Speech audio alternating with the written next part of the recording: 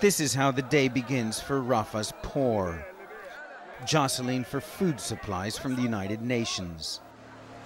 Ali Mighari, an unemployed tailor in this southern Gaza town, goes from window to window, first picking up his bi-monthly cash handout of about $10 per person in his family of 12. Then wheat, sugar, and cooking oil. Enough to fill a donkey cart, just enough to feed his family. The economic situation here is worse than bad, he says. There's no income. We can't afford much of anything. Later in the evening, Ali's 20-year-old daughter, Shema, helps prepare the evening meal. She started university, but I couldn't continue, she says. We didn't have enough money. This family's dependence on food aid is now the rule in Gaza. According to the United Nations, 1.1 million Gazans, or nearly 75% of the population, is now largely dependent on handouts. John Ging oversees UN operations in Gaza and describes the situation here in one word. Dreadful. And of course the frustrations for all the people here is that it continues to get worse. The situation economically and from a humanitarian perspective has been in relentless decline now for well over a year and a half. That's when Hamas came to power following parliamentary elections. Since then, Gaza has slowly been squeezed by Israel, the United States, and the European Union. They refused to recognize the Hamas-led government, demanding it renounce terrorism and accept Israel's right to exist.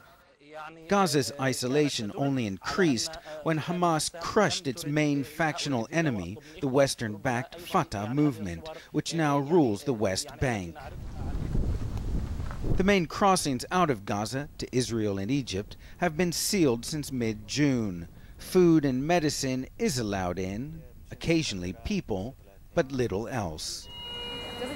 But this is not a story of factions or power politics, but rather of ordinary Gazans, the sick, the young, the poor, the powerless. In Gaza's Shifa hospital, 2-year-old Thuraya Dawas slumbers in a deep drug-induced sleep. 3rd and 4th degree burns from a domestic accident cover 20% of her body. Under normal circumstances, she would be rushed to a better-equipped hospital in Israel. But with the border closed, she can't get out. Why does this little girl have to pay the price for the closure, Dr. Saeed Nabahan asks me. She's paying the price for politics.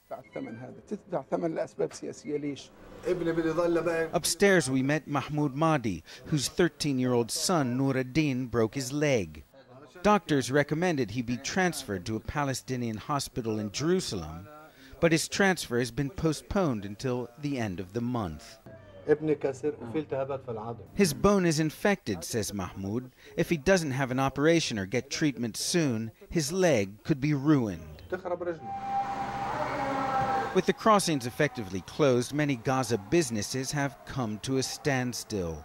Unemployment is officially 45%, but that's the rosy estimate.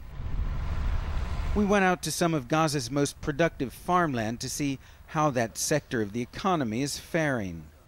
There we found workers tending strawberries, once one of the Strip's most profitable exports to Israel. Work is proceeding, the crop looks promising, but the farmers are taking a serious risk. There's absolutely no guarantee that the strawberries being grown here will ever be shipped out of Gaza. It's been 3 months since almost any agricultural goods have been exported. Farm worker Atta Maruf is making $12 today. By Gaza standards, a decent wage. He scoffs at politicians and their rhetoric, his concerns much more down to earth. I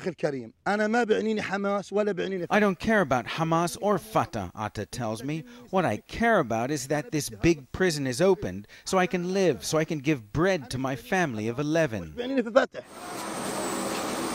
But here, nothing, not even bread, is free of politics.